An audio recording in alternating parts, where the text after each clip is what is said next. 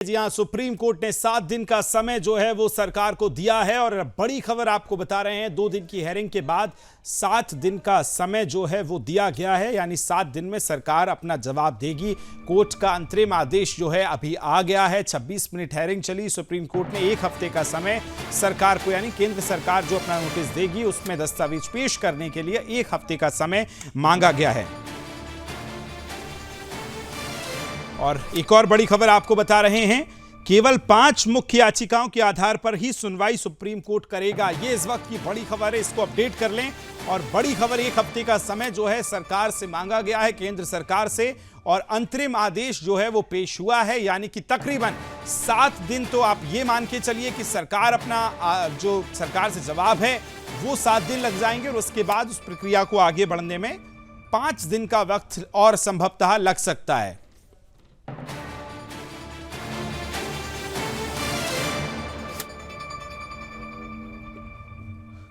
तो आपको बता दें, अंतरिम आदेश आ चुका है। वक्फ को लेकर जो याचिकाएं, 73 याचिकाओं पर सुनवाई थी। याचिकाएं तो 100 से ज्यादा थी, लेकिन उन पर 2 दिन की हेयरिंग हुई। पहले दिन 2 घंटे सुप्रीम कोर्ट में पूछताछ चली। कपिल सिब्बल वरिष्ठ वकील, उन्होंने इस चर्चा की शुरुआत की, दलीलें रखी और उसके बाद एक लंबी चर्चा चली। आज 2 बजे से अगर बात की जाए सुप्रीम कोर्ट की, तो वहां कार्रवाई शुरू हुई थी। लगभग 23 मिनट की यह सुनवाई हुई और इसमें अंतरिम आदेश पेश किया गया। अंतरिम आदेश क्या कि 7 दिनों के लिए सरकार से समय दिया है और सुप्रीम कोर्ट ने 1 हफ्ते का समय दिया, जिसमें सरकार को अपना जवाब यानी दस्तावेज पेश करना होगा। 7 दिन के लिए फिलहाल यह मामला जो है अभी टल गया है।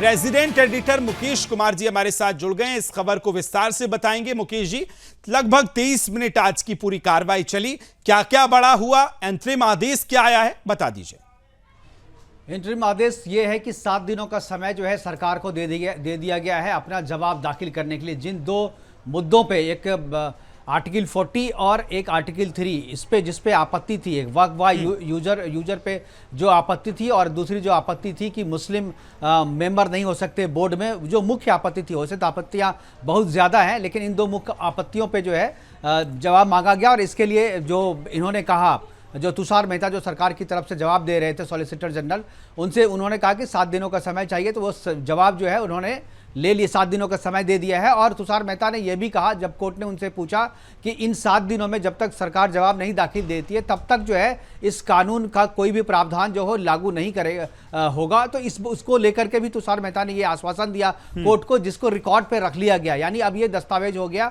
और कोर्ट के रिकॉर्ड में आने के बाद ही, यानी जो कानून बना है वो कानून 7 दिन के लिए, आप यूं माने कि 7 दिन के लिए वो स्थगित रहेगा। 7 दिन के भीतर जो है इसमें जब तक सरकार जवाब नहीं दाखिल कर देती है अपना, तब तक इस पे जो है कोई आगे की कार्रवाई है बिल्कुल, यानी 7 दिन के लिए तो मान ही लिया जाए कि मुकेश जी अभी कुछ नहीं होगा। 7 दिन में सरकार अपना जवाब देगी, यानी 7 दिन के बाद फिर सीधे चलते हैं ब्रेकिंग न्यूज की तरफ। वक्फ को लेकर जो सुनवाई हो रही थी उससे जुड़ी हुई बड़ी खबर है। 7 दिनों का वक्त तय कर दिया गया है। अगली सुनवाई तक यथास्थिति बने होने का भी आदेश जारी किया गया है। सुप्रीम कोर्ट का अंतरिम आदेश है। सुप्रीम कोर्ट ने सरकार को 1 हफ्ते का समय दिया है।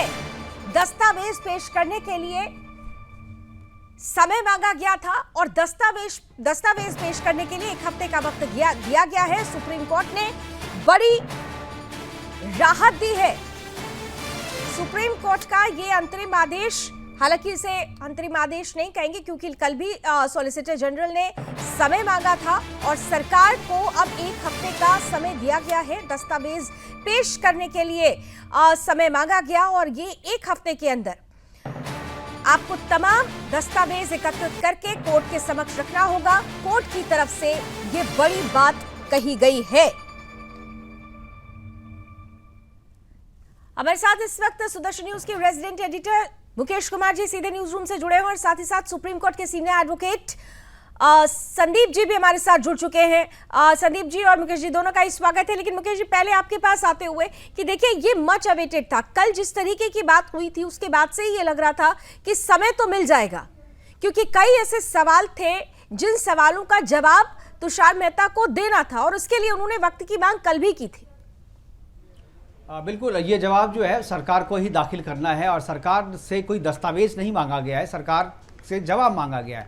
7 दिन के भीतर जो है वो जवाब देगी। और आज सुप्रीम कोर्ट ने एक और बात कही कि 1995 का जो अमेंडमेंट है और 2013 का जो अमेंडमेंट है उस पर भी बहस करने के लिए जो है, उस पर भी आर्गुमेंट करने के लिए तैयार हो गई कोर्ट। और इसके लिए जो विपक्ष है वो भी तैयार हो गए। जो कपिल सिब्बल थे उन्होंने भी कहा कि हम इस पर भी बहस करने के लिए, बात करने के लिए तैयार है। और इसके अलावा जो एक बात, महत्वपूर्ण बात आज सुप्रीम कोर्ट ने कही कि जितने भी याचिकाएं आई है, करीब 73 याचिकाएं हैं, तो सभी पे बहस करना जो है वो समय की बर्बादी होगी और उस पर बहस करना प्रैक्टिकली पॉसिबल नहीं है। इसलिए किसी 5 पॉइंट्स को उन्होंने कहा है कि आप जो है सारी याचिकाकर्ता मिल करके तय कर लें कि किन 5 बिंदुओं पर और किन 5 लोगों की याचिकाओं पर चर्चा होगी। इसको लेकर के जो है एक जो याचिकाकर्ता है वो आपस में बैठ करके तय करेंगे कि किन 5 कॉमन बिंदुओं पर जो है कोर्ट में आगे बहस चले। तो ये 3 चीजें हम 1 सप्ताह के बाद जो है 1 सप्ताह के भीतर सरकार सब जवाब दाखिल करेगी। हालांकि अगली सुनवाई कब होगी इस पे, इसका डेट अभी जो है तय नहीं किया गया है। अभी केवल 1 सप्ताह का समय दिया गया है उनको। बिल्कुल समय दिया गया है, लेकिन इन सबके बीच संदीप जी सबसे महत्वपूर्ण बात यह है कि जो संशोधन हुआ है उस पर किसी तरीके का रोक नहीं है। और ऐसे में ये कहा जा रहा है कि स्वयं कोर्ट भी ये समझ रही है कि ये संशोधन वक्त की मांग थी और शायद यही वजह है कि संशोधन को लेकर किसी तरीके का रोक नहीं है। देखिए लावनी जी, कल जैसे मैंने अपनी बात कही थी कि मीडिया का ध्यान उस विषय पे नहीं गया था। मीडिया हरीश साल्वे जी की बात और विष्णु शंकर जैन जी की पिटीशन लास्ट में आने के नाते शायद उस पर ध्यान नहीं दे पाया था कि 1995 का एक्ट अपने आप में चैलेंज है। और 1995 के एक्ट का चैलेंज है क्या? वो सारे चैलेंज जिसका सवाल उठाया गया उसका सारा जवाब 2025 का अमेंडमेंट है। तो केंद्र सरकार जो अमेंडमेंट लेके आई उसका मतलब ही यही था कि 1995 के एक्ट में जो कमियां हैं उसको ठीक किया जाए। तो अगर 1995 के एक्ट पे सुनवाई के लिए लोग तैयार हो गए हैं, विपक्षी तैयार हो गए हैं, तो अपने आप में समझिए कि 2025 के एक्ट की तो जरूरत ही नहीं है। तो यहाँ पर एक तरह से कहें कि अपने ही दोनों मामलों को आ जाने से अदालत के सामने कहीं न कहीं और ऑथेंटिक चीजें जो संसद में कानून पारित हुआ है उससे बेहतर कानून की परिभाषा शायद सुप्रीम कोर्ट से निकल के आए। कंडीशन ये होनी चाहिए कि 1995 वाले एक्ट पर तसल्ली से अच्छी तरह से बहस होनी चाहिए और उसमें जो भी विषय उठाए गए हैं उसका पक्षकारों द्वारा और अदालत के द्वारा भी कंसीडर किया जाना आवश्यक है। बिल्कुल, निश्चित रूप से। तो ऐसे में अगर 1995 के एक्ट की बात हो रही है, मुकेश जी मैं आपके पास आ रही हूँ, तो ये परिस्थिति जो कहा जा, जैसे कि अभी संदीप जी ने कहा कि वो खुद ब खुद 2025 की फिर जरूरत नहीं पड़ेगी जो संशोधन हुआ है, तो ये जो 95 का अमेंडमेंट था, क्या आपको लगता है कि इस पर जब चर्चा शुरू होगी, इस पर जब सुनवाई होगी, तो क्लैरिटी जो विरोध कर रहे हैं उनको भी क्लियर हो जाएगा और सरकार जो चाह रही थी वो खुद ब खुद सामने आ जाएगा?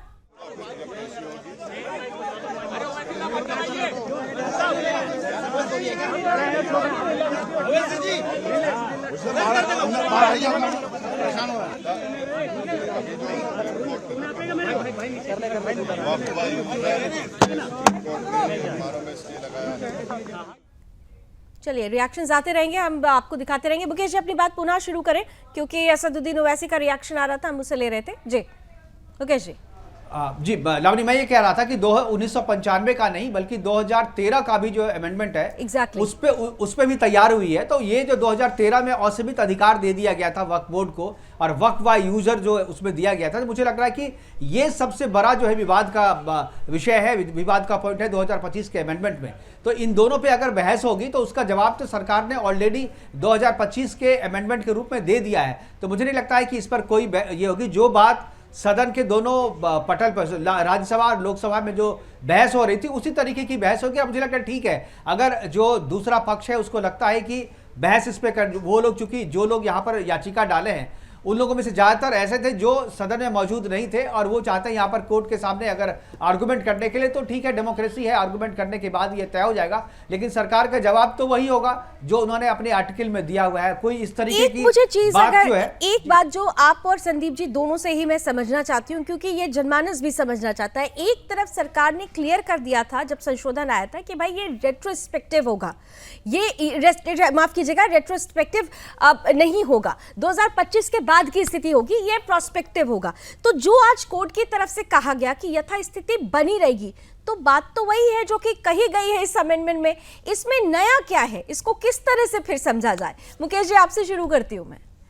इसमें जो कहा गया है ना, इसमें ये जो एनडीए एलाइज थे उन्होंने ये किया था कि जो वक्फ व यूज वाला जो मसला है उसमें आप जो है जो नए जो होंगे ना 2025 के बाद जो है वो उसमें अमेंडमेंट नहीं किया जाएगा और अब तक जो हुआ है उसको रहने दिया जाएगा। तो सरकार ने जो अमेंडमेंट बिल है, जो कानून बन चुका है, उसमें यह कहा गया है कि ठीक है आपकी बात है, लेकिन जो विवादित है, जिसका मामला जो है कोर्ट में है, उनको छोड़ करके किसी भी नए मामले को इसमें शामिल नहीं किया जाएगा। तो जो विवाद है उस विवाद का निपटारा, और 90% से ज़्यादा जो वक्फ व यूज वाली ज़मीन है वो विवादित है। तो इसीलिए जो है, जो ओवैसी का भी बयान है और दूसरे लोग हैं वो लोग भी कह रहे हैं कि जितनी भी मस्जिदें हैं जो 13वीं 14वीं शताब्दी की है, उन सब के किसी के पास पेपर नहीं है, सभी को रजिस्टर कराना पड़ेगा।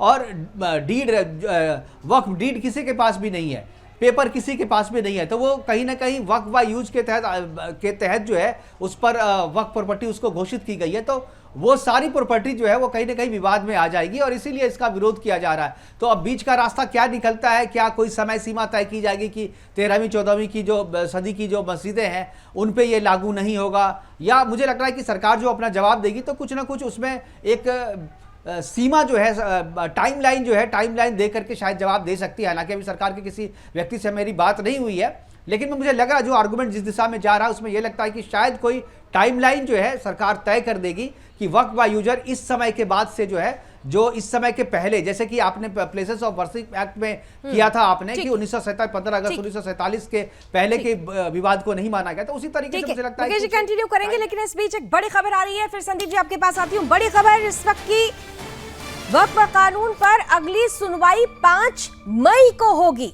तारीखों की घोषणा कर दी गई है। 5 मई को 5 मुख्य याचिकाओं के आधार पर सुनवाई करेगा सुप्रीम कोर्ट। सुप्रीम कोर्ट ने 1 हफ्ते का समय जब मांगा गया सरकार की तरफ से, जवाब रखने के लिए 1 हफ्ते का समय दिया है। 1 हफ्ते तक, जब तक इस पर सुनवाई अगली, जब तक जवाब नहीं दिया जाता सरकार की तरफ से, यथास्थिति बनी रहेगी।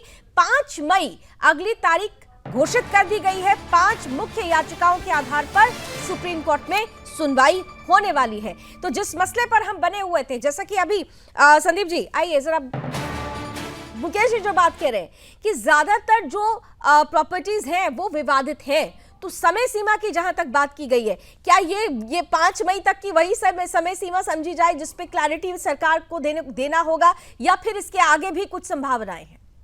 देखिए, जब आप और मुकेश जी बात कर रहे थे उस समय मेरे जहन में सवाल आया कि संजीव खन्ना जी 13 मई को हो रहे हैं रिटायर, 14 मई से नए सीजीआई आ जाएंगे। तो सबसे बड़ी बात यह है कि 7 दिन और 5 दिन, टोटल 12 दिन का समय दिया गया है दोनों पक्षकारों के लिए।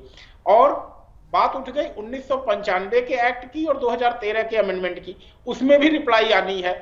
तो मुझे नहीं लगता है कहीं से यह टाइमली रिप्लाई विपक्ष फाइल करेगा और इस मामले को लिंगर ऑन जरूर करेगा। हमारे मामले में सरकार को रिप्लाई देना है, 2025 के मामले में तो जरूर दे देगी, लेकिन जब 1995 और 2013 में रिप्लाई देने की बात आएगी तो जो मुस्लिम पक्षकार हैं निश्चित ही उसको डिले करेंगे।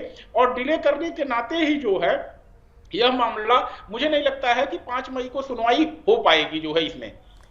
5 मई को अभी संभावना कम लग रही है मुकेश जी। लेकिन एक बात जो ये कहा जा रहा है कि केवल जो 5 आपत्तियां होंगी उस पर ही सुनवाई की बात होगी, क्योंकि अब लंबी चौड़ी फहरिस्त है, 73-74 ये कहा जा रहा है। जी मुकेश जी क्लियर कीजिए। कर दूं आपको, करेक्ट कर दूं, ये 5 मामले की बात नहीं है। हाँ। उन्होंने, कोर्ट ने ये कहा है कि चूंकि याचिकाएं बहुत ज्यादा है, 73 याचिकाएं हैं और भी याचिकाएं आ रही हैं, तो इन 73 याचिकाओं में कोर्ट ने साफ कहा है कि सारे याचिकाकर्ता बैठ करके ये तय कर ले और केवल 5 याचिका जो है याचिकाकर्ता वो उन्हीं की बात रखी जाए, कॉमन पॉइंट्स निकाल लिया जाए। वही 5 आपत्तियां, इसीलिए मैंने कहा कि 5 आपत्तियां जो कॉमन पॉइंट्स, 5 जो है ना वो याचिका है, 5 पॉइंट्स नहीं है, 5 याचिका जो है वो 5 ही याचिका को एंटरटेन करेंगे और जो कॉमन पॉइंट्स होंगे वो निकालने के लिए कहा है। वो 3 भी हो सकता है, 5 भी हो सकता है, 7 भी हो सकता है। तो 5 ही लोगों को, यानी 73 लोगों को सुनने में वक्त ज्यादा होगा और सभी तकरीबन एक जैसी बातें कर रहे हैं, इसलिए उन्होंने कहा कि कॉमन निकाल लीजिए, अगर किसी में कुछ अलग है तो वो पॉइंट्स निकाल कर तय कर लीजिए, उसी पे बात करेंगे। और 5 ही लोग रहे, याचिकाकर्ता 5 ही हों, ये सुप्रीम कोर्ट ने कहा है। बिल्कुल। तो ऐसे में फिर मुख्य मुद्दे आपको क्या लगते हैं? 2 मुद्दे, वक्फ बाय यूजर और खास तौर से डीएम की जो जिस तरीके से उनको अधिकार दिया गया है, जो खास दो मुख्य मुद्दे हैं। दो मुख्य मुद्दे, एक मुद्दा फिर गैर मुस्लिमों को जो इसमें बोर्ड में मेंबर बनाने वाली बात कही गई है वो भी है, महिलाओं को मेंबर बनाने वाली जो बात कही गई है वो भी है। तो वो बहुत सारे 3-4 ये 4 मुद्दे तो बिल्कुल कॉमन है जो सभी लोगों ने किया हुआ है। इसके अलावा जो एक है जो कि मुस्लिम अगर कोई देता है तो ये जो कन्वर्टेड मुस्लिम है तो उसको 5 साल तक का इंतजार करना होगा, 5 साल के बाद ही वो दे सकता है। तो 5 साल तक वो इस्लाम धर्म को माने हुए है या 5 साल तक वो मुस्लिम रहा है, इस बात का सर्टिफिकेट कौन देगा, ये डीएम देगा या कौन देगा, ये सब इनसे कुछ विवादित पॉइंट्स को निकाला गया है। तो ये भी एक जो है ना कॉमन पॉइंट्स है, ये भी पॉइंट्स 3-4 में नहीं, मुझे लगता है कि 73 के 73 जो याचिका करता है उन सब में ये सारे पॉइंट्स दिए गए हैं। तो ये 5 पॉइंट्स तो मुझे अभी दिख रहे हैं। इसके अलावा जो पॉइंट्स दिए गए हैं 73 याचिकाओं में, वो 73 याचिकाएं हमने पढ़ी नहीं है, लेकिन ये 5 पॉइंट्स कॉमन है। तो इस पे मुझे लगता है कि कोर्ट इसी 5 पॉइंट्स को या कुछ और इसमें जुड़ सकता है, उस पर चर्चा होगी। बिल्कुल संदीप जी, कल जब इस पर सुनवाई शुरू हुई थी और जिस तरीके से कोर्ट ने कुछ सवाल पूछे थे, मुझे याद है कि विपक्ष की तरफ से वकीलों की तरफ से जो स्टेटमेंट आया था, उन्होंने कहा था कि आज कोर्ट ने जिस तरीके से बातें कही है, जिस तरीके से सवाल सामने रखा है, हमें समझ में आने लगा है कि कोर्ट का रुख क्या होगा। बहुत कॉन्फिडेंट नजर आ रहे थे, लेकिन आज जब सरकार को समय दे दिया गया जवाब देने के लिए और जिस तरीके से कोर्ट ने आज अपनी बातें रखी है, तो पलड़ा आज किसका भारी देखते हैं आप? के साथ साथ मैं एक बात और यहाँ पे ऐड करूं, जो अभी तक 73 पिटीशन क्यों फाइल हुई? 73 पिटीशन सिर्फ इसीलिए फाइल हुई कि जो मुस्लिम पक्षकार हैं और जो हमारे सांसद हैं, उन लोगों के बीच एक लड़ाई चल रही थी कि मुस्लिमों का रहनुमा कौन है। भाग भाग करके सभी लोग पार्टी यहाँ पर बने हैं, इसीलिए बने हैं कि वो अपने आप का झंडा बुलंद करना चाहते थे। लेकिन चीफ जस्टिस ने आज उस चीज को खत्म कर दिया। और शायद आपने देखा कि तुषार मेहता साहब ने लास्ट में लाइटर नोट पे कहा उन्होंने कि देखिए अब आपने इस चैलेंज पार्टीज का नाम कर दिया इन री वक्फ अमेंडमेंट 2025। मतलब अब पार्टीज का नाम पिटीशन में कहीं नहीं आएगा, सिर्फ केस टाइटल होगा इन री वक्फ अमेंडमेंट 2025। मतलब सारे सांसद ओवैसी वगैरह सबका नाम अब पिटीशन से गायब हो जाएगा। 1 2 3 4 5 सिर्फ इन नंबर्स आएंगे। तो पार्टीज बनने की जो एक होड़ सी मची हुई थी, उस पर सुप्रीम कोर्ट ने आज रोक लगा दिया। तो कहीं ना कहीं सुप्रीम कोर्ट भी समझ रही है कि ये टोटली पॉलिटिकल मोटिवेटेड केस है और पॉलिटिकल पार्टीज यहाँ पे अपनी संसद का झगड़ा लेकर के हमारे पास आए हुए हैं और आने वाले चीफ जस्टिस को ही मामला डिसाइड करना पड़ेगा। मुझे नहीं लगता कोई इफेक्टिव ऑर्डर संजीव खन्ना जी पास करके जाएंगे जो है इस मामले में। मुकेश जी, जो बात संदीप जी कह रहे हैं, सहमत आप उनसे? बिल्कुल सही कह रहे हैं, बिल्कुल सही कह रहे हैं, क्योंकि अब 13 तारीख को ये रिटायर हो जाएंगे और इतनी जल्दी इस पे फैसला, इतने विवादित मुद्दे पे इतनी जल्दी फैसला होगा नहीं। इसलिए ये जो है एक नज़ीर पेश करके, खासतौर पे इन्होंने जो कहा कि नाम, क्योंकि नाम लेने की तो होड़ थी सबको, क्योंकि बार बार देखिए जमीयत उलेमाए हिंद जो है वो कह रहा था कि हमारी तरफ से जो है सबसे पहले दाखिल किया गया और मैं कोर्ट का शुक्रगुजार हूँ कि हमारी याचिका को सबसे पहले इंटरटेन किया गया। जितने भी लोग हैं वो कह रहे हैं कि सबसे पहले हमने, ओवैसी ने जाकर के, ओवैसी का भी बयान आप पुराना देखिए, सबसे पहले हमने याचिका दायर की सुप्रीम कोर्ट में, मेरा दाखिला, मेरी याचिका को सबसे पहले एडमिट किया गया। तो ये होड़ तो लगी हुई थी। सारी जो पॉलिटिकल पार्टियां हैं जो मुस्लिम वोट पर अपनी राजनीति करती है, आम आदमी पार्टी हो, आरजेडी हो, समाजवादी पार्टी हो, चाहे ओवैसी हो, ये सब जो है अपने अपने नाम से उन्होंने याचिकाएं दी थी और सभी को लग रहा था कि ये जो केस है वो हमारे नाम से तय हो, ये बहस हमारे नाम से हो। और इसको सुप्रीम कोर्ट ने समझते हुए जो इसको खारिज करके सीधा जो कहा है, मुझे लगता है कि ये बिल्कुल सही किया है। और इस पॉइंट को जो रेज किया है संदीप मिश्रा जी ने, मुझे लगता है कि ये भी जो है उन्होंने काफ़ी अच्छी बारीकी से इस पॉइंट्स को पकड़ लिया है। पॉइंट्स तो पकड़ लिए गए हैं, लेकिन सबसे महत्वपूर्ण बात यह है कि जिस तरीके की परिस्थिति, देखिए कल एक स्टेटमेंट उन्होंने बंगाल को लेकर दिया था, सुप्रीम कोर्ट की तरफ से कहा गया था कि देखिए ये चिंता का विषय है, विरोध के नाम पर ये संवैधानिक प्रक्रिया जिसकी शुरुआत हुई, ये प्रक्रिया ठीक थी, हिंसा नहीं। आज जिस तरह से कोर्ट ने समय दिया है, समय देने के बाद जहां जहां इस तरीके का विरोध या हिंसा जैसी तस्वीरें आ रही हैं, क्या आपको लगता है कि वहां पर लोग समझ पाएंगे, मुसलमान इस बात को समझ पाएंगे, खासतौर से जो विरोध कर रहे हैं? ये मुझसे पूछ रही है? जी मुकेश जी, आपसे ही है। नहीं, बिल्कुल मुझे लग रहा है कि इसका एक संदेश जाएगा। और जो, चूंकि देखिए कोई भी जो हिंसा हो रही है, तो जो सड़क पे हिंसा करते हुए लोग आपको नजर आ रहे हैं, वो कहीं ना कहीं पीछे से उन्हें मोटिवेट किया जा रहा है, पीछे से कोई ना कोई ईंधन उसे दे रहा है। ये जो फैसला है कि किसी को क्रेडिट नहीं जाएगा, तो मुझे लग रहा है कि ईंधन देने वालों के लिए फैसला है। और जब उनको लगेगा कि हमें इसका क्रेडिट नहीं मिलना है, तो शायद जो है वो हिंसा इस स्तर पे जो हो रही थी उसमें वो इंटेंसीफाई जो है वो अब नहीं होगा और उसमें कमी आएगी। इसलिए मुझे लगता है कि सुप्रीम कोर्ट का यह जो फैसला है वो हिंसा को रोकने की दिशा में एक महत्वपूर्ण कदम हो सकता है। हिंसा को रोकने की दिशा में एक महत्वपूर्ण कदम हो सकता है। और संदीप जी देखिए, हिंसा जो हो रही है उस पर भी कोर्ट ने कल एक टिप्पणी की थी। बड़ा मैसेज तो जरूर गया है, लेकिन मैसेज जिस तरीके से अब कोर्ट ने सरकार को सुनने के लिए भी एक समय दे दिया है। सरकार के साथ साथ अगर हम मुस्लिम समाज की बात करें तो आपने बिल्कुल सही कहा था कि मुसलमानों का रहनुमा कौन है, इसे लेकर एक युद्ध चल रहा था। लेकिन 6 ऐसे संगठन थे मुसलमानों के जो इस पूरे के पूरे संशोधन के पक्ष में थे, कानून का समर्थन कर रहे थे। क्या आपको लगता है कि मुसलमान जो भटक गए थे इन चरमपंथियों की पॉलिटिक्स में, क्या अब इस बात को समझेंगे कि कोर्ट ने अगर सरकार को समय दिया है तो निश्चित रूप से इसमें कुछ ऐसा है जो उनके फायदे के लिए है? नहीं, देखिए, आउटराइटली तो कोर्ट ने इस एक्ट के खिलाफ, अमेंडमेंट एक्ट के खिलाफ कुछ नहीं कहा। तो ऑब्वियसली कोर्ट पूरी तरह से एक्ट को निगेट करने के मूड में तो नहीं है, लेकिन जहां कहीं कोई दिक्कत परेशानी है लोगों को, उसको एड्रेस करने के लिए तैयार है। तो निश्चित ही जो सड़क पे थे, जो आंदोलन कर रहे थे और जेन्युइन मतलब आंदोलनकारी थे, मैं नहीं कह रहा हूं कि किसी के प्रोवोक करने पे सड़क पे थे, तो उनको तो थोड़ा एक मैसेज गया है कि अदालत, शीर्ष अदालत इस चीज को सुनने के लिए तैयार हुई है। तो हिंसा में जरूर इस पे रोक लगेगी और लोगों को जो बहकाया जा रहा था उस पे भी एक बात कहने को मिलेगी कि अदालत भाई मामले को सुनने को जब तैयार हो गई है तो इसको एक सकारात्मक संदेश के तौर पे देखा जाना चाहिए। जो है सकारात्मक संकेत है। लेकिन मुकेश जी, एक बहुत इंपॉर्टेंट बात मैं आपसे जानना चाहती हूं, क्योंकि आपने देखा था कि जब ये कानून अपने पूरे रूप में आ गया उसके बाद ही उत्तर प्रदेश में डिनोटिफाई करने का एक बड़ा आदेश दे दिया गया था। लेकिन अभी क्योंकि कोर्ट में अब ये कहा गया है कि 1 हफ्ते तक जो समय दिया गया है, 5 मई तक का, 1 हफ्ते तो नहीं, 5 मई तक का समय दिया गया है, यथा स्थिति वैसी बनी रहेगी। तो क्या वो जो फैसला लिया गया था उसे भी अभी रोक दिया जाएगा?